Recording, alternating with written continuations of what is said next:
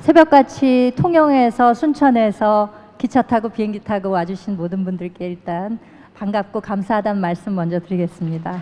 감사합니다.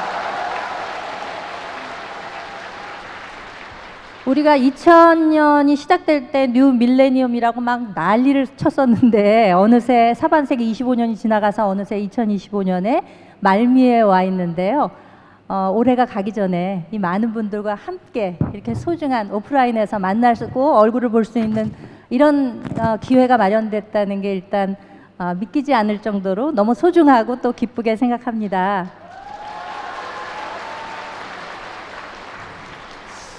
제 옆에 앉아 계시는 정치인 한동훈은 평상시에 주로 말씀하실 때 자연인 한동훈과 정치인 한동훈이 싱크로율이 높다라는 이야기를 여러 차례 하신 걸로 제가 기억을 하고 있는데 그렇기 때문에 오늘 정치인 한동훈이 바라보고 있는 우리 정치 주로 정책과 그러니까 정치적인 이야기보다는 정책과 철학에 관한 이야기를 하면서 앞으로 어떻게 정치가 우리나라를 좀 더 편안하고 행복하게 만들 수 있는가에 대한 비전을 한번 공유하는 시간을 갖도록 하겠습니다.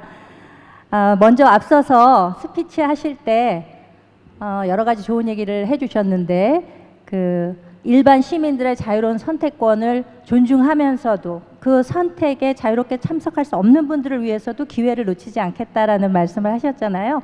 그게 좀 내용이 좀 어렵다 보니까 앞서서의 총론보다 하나씩 좀 강론으로 들어가서 말씀을 들어보도록 하겠습니다. 어떤 얘기부터 우선 해볼까요? 안녕하세요. 반갑습니다. 제가 자세히 미리 준비 안 해온 게 바로 이런 자신감이 있어서예요. 제가 정치인으로서의 저하고 제가 생각하는 거하고가 저는 아직까지 싱크로가 돼 있고 그리고 그게 제가 정치를 계속하고 여러분과 제가 끝을 보자고 했잖아요. 끝을 보는 순간까지도 그 입장을 유지하고 싶습니다. 그러니까 저는 좀 자유롭게 말씀드릴게요.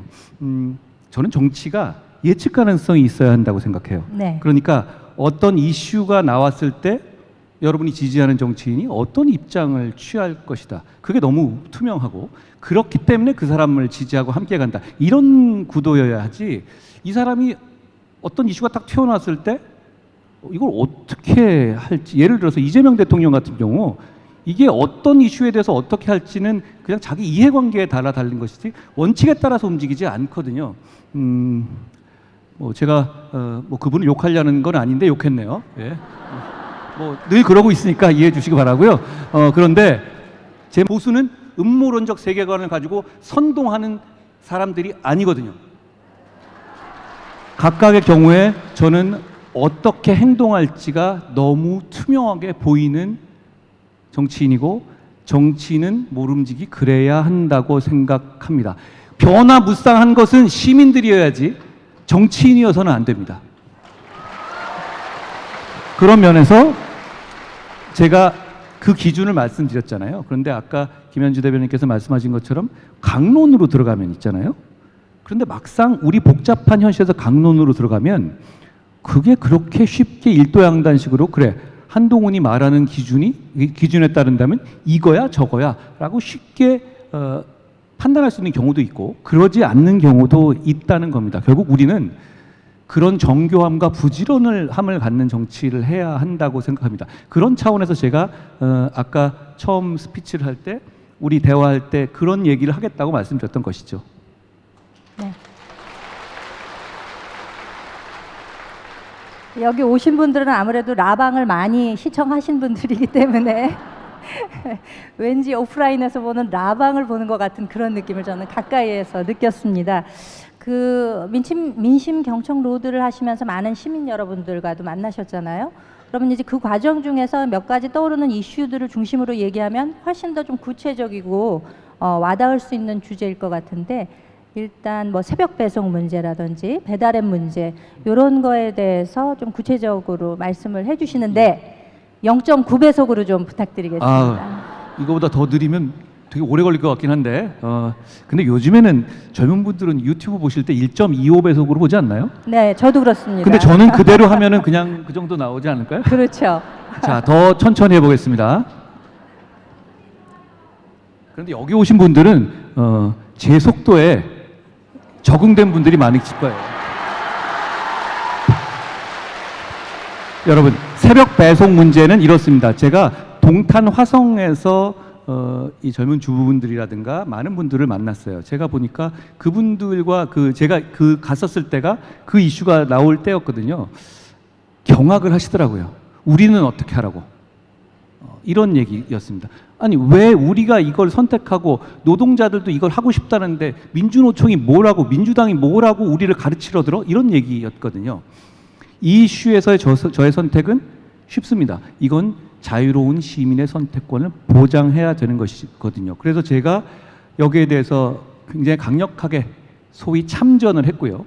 그때 정의당의 장혜영 전 의원께서 저한테 토론 신청을 했어요. 근데 저희 동료들은 그건 토론을 받아주는 게 좀 격이 안 맞을 수 있고 괜히 말려든다 이러면서 좀 저하신 분도 계셨는데 저는 이걸 보자마자 그냥 받아야 되겠다고 생각했어요. 왜냐하면 굉장히 생산적인 보수와 진보의 대결에서 굉장히 생산적인 대결을 펼칠 수 있는 주제였거든요. 그리고 이게 제가 말씀드리는 보수 정치의 이념적인 바탕을 이걸 가지고 싸울 수 있는, 그러니까 누가 나쁜 놈이야, 누가 빨갱이야 이런 식의 싸움 말고 진짜 보수의 정신으로 싸울 수 있는 주제라고 생각했기 때문이에요. 그래서 저는 이 토론을 받아들였고 나중에 장 의원님도 이렇게 말씀하시더라고요. 제가 그거 받을 줄 몰랐다고.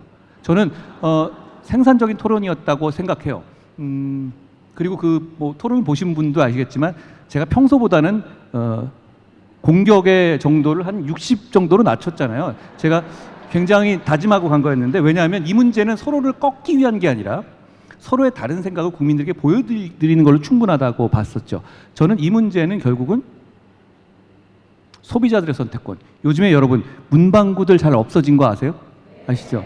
그게 문방구에서 자녀들 준비물 준비하는 것, 그것 굉장히 어려운 일이잖아요. 저도 예전에 그렇게 못 챙겨줘서 굉장히 욕먹었던 기억도 나는데 요새는 그걸 이런 식으로 새벽 배송으로 해결하게 됐잖아요.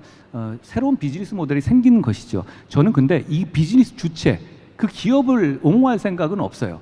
그런데 소비자들이 선택했고, 그리고 거기서 노동하는 택배 노동자들이 하고 싶어 합니다. 왜냐하면 더 많이 주거든요. 그리고 야간 노동이 오히려 수고를 좀 덜 해주는 면도 있거든요. 차가 안 막히고 엘리베이터 공유하는데도 스트레스 덜 받고, 이런 이슈였는데 민노총과 민주당이 이걸 끼워들면서 이렇게 얘기했죠. 새벽 노동은 발암 물질이니까 이건 새벽 배송을 하지 말아라. 그러니까 이건 원래 진보 내지 좌파는 선택권을 규제하려는 겁니다. 아주 거칠게 말하면 우린 선택권을 보장하려는 사람들이죠. 그러니까 이 주제를 가지고 부딪힐 수 있는 큰 주제, 큰 논쟁인 것이죠. 그런데 이 논쟁에서 저는 이렇게 얘기했어요. 과연 이 문제는 이런 논쟁을 할 때 상대가 과연 진짜 그 의도로 이런 문제를 제기하는 것인가? 그런데 이건 그렇지 않았어요. 왜냐하면 진짜로 그런 의도로 제기할 문제라면 모든 새벽 배송을 금지하자고 했었어야 해요. 그리고 택배 노동자들 말고 물류 배송하는 분들도 새벽 근무를 못하게 했었어야 한다. 그러면 이제 어느 정도 비슷한 논쟁이 되는데 이건 그런 논의가 아니었어요. 오로지 새벽 배송만. 그런데 뒤에는 함의는 민주노총이 장악하고 있지 못하는 새벽 배송 분야를 공격하기 위한 의도가 너무 명확했거든요. 그런데 이것도 중요한 토론의 주제였습니다. 민주노총이라는 대한민국 사회에 사실상 굉장한 기득권이 시도하고 있는 기득권이 막강한 정부 여당과 합세해서 추진하는 것을 우리의 보수 정책과 보수적인 철학과 거기에 동조하는 시민의 힘으로 막을 수 있는 이슈였습니다. 결국 저는 이 여론전에서는 우리가 분명히 이겼다고 생각해요. 그 논쟁이 누가 무조건 잘못됐다가 아니라 저는 이렇게 출발해야 된다고 생각합니다. 왜냐하면 보수는 토론을 못한다.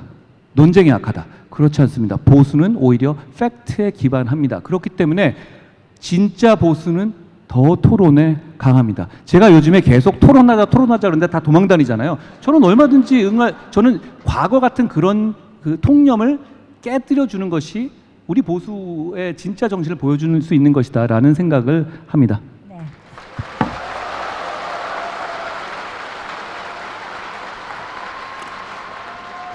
이제 새벽 배송에 관한 말씀을 해주셨는데 이제 거기에서 좀 한 발짝 더 나아가다 보면은 배달 앱이나 최근에 문제가 되는 전동 킥보드 문제 이런 거는 좀 규제와도 연관이 있어서 앞선 논조와 조금 결이 다르지 않나라는 생각도 하게 되는데 특히 킥보드 문제는 최근에도 그 인천에서 30대 어머니가 아이를 보호하려다가 기억을 잃고 깨나기는 했지만 그런 아주 안타까운 소식도 전해졌었기 때문에 이게 규제가 과연 어느 정도가 이루어져야 되느냐 이것도 큰 그 선택의 기준이 될 수 있다고 보거든요. 어떻게 생각하십니까? 그러니까 그냥 지금 앵커님 앵커님 말씀하신 것처럼 결국 뭐 여기 앵커가 참 많으시네요. 예. 배현진 의원님도 와 계신데요. 그렇게 총론만 가지고 얘기하면 세상이 되게 단순할 것 같지만 그렇지 않습니다. 만약에 그냥 선택권을 무조건 보장한다라는 점에 무조건 방점을 두면 그 전동 킥보드들도 아니 선택권 아니야? 뭐 사고 나다가 죽을 수 있어도 선택권이 있고 본인이 감수하는 것이잖아 라는 것. 그리고 배달의 문제도 아니 그것도 여기서 규제가 들어가면 안 되는 것 아니야? 선택권을 보장하자면서 이렇게 생각할 수 있어요. 그런데 잘 아시다시피 제가 민신경청으로도 과정에서 이슈를 발굴해서 나온 결론이 새벽 배송 문제는 새벽 배송을 금지하는 것을 막자라는 것이었고 킹라니 문제는 이거는 규제해야 된다라는 것이었고 배달앱 문제는 배달앱 업자의 폭리를 제한해야 한다라는 것이었어요. 그러니까 새벽 배송 문제는 선택권을 보장하는 쪽으로 강하게 갔고 나머지 두 개는 오히려 선택권을 제한하는 것 아니냐 이렇게 보이죠. 그러니까 제 말씀은 막상 현실 세계에서의 정책은 보수는 그 원칙을 유지하면서도 공공선을 보면서 이 아주 부지런하고 정교한 정책을 해야 된다는 말씀을 드리고 싶어요.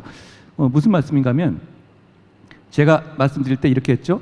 자유로운 시민의 선택권을 보장하는 것이 결국 우리 모두를 이롭게 한다. 맞는 말인데 거기 더해서 붙인 것이 그 과정에서 약자를 보호해야 한다.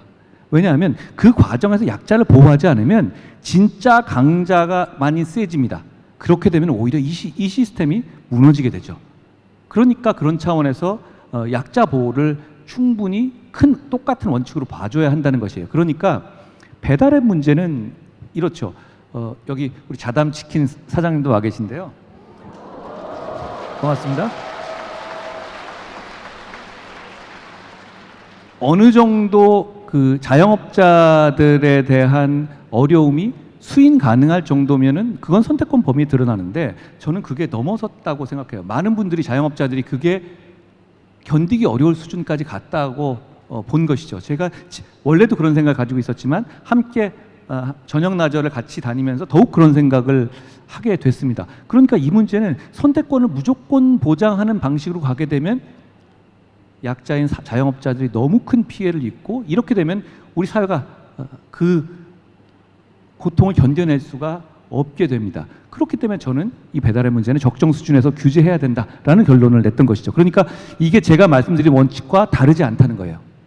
또 하나는 전동 킥보드 문제는 역시 진주나 이 경남 쪽이나 제가 경기 남부 쪽에도 갔었는데 제가 막 길을 걷잖아요. 그러면 정말로 바닥에 널브러져 있는 경우도 있고, 예, 그리고 그 상황이 많이 위험해질 수 있더라고요. 그리고 그 문제를 말씀하시는 시민들이 너무 많았어요. 역시 이 문제도 선택의 문제라고 하면 자기가 헬멧 안 쓰고 가는 것도 선택의 문제일 수는 있는데요. 다칠 수 있지만 그랬을 때 문제는 이 사안의 문제는 우리는 자유민주주의고 우리 보수 정치는 우리 자유를 중시합니다. 그런데 그 자유는 내 자유뿐만 아니라 너의 자유도 내가 보장해 주겠다는 약속에서 출발한다. 진짜 보수주의는 나는 자유만 원해. 이건 보수주의가 아닙니다. 오히려 네 자유를 보장해 주겠다는 책임감이 보수의 진짜 보수에 가깝죠. 저는 그런 면에서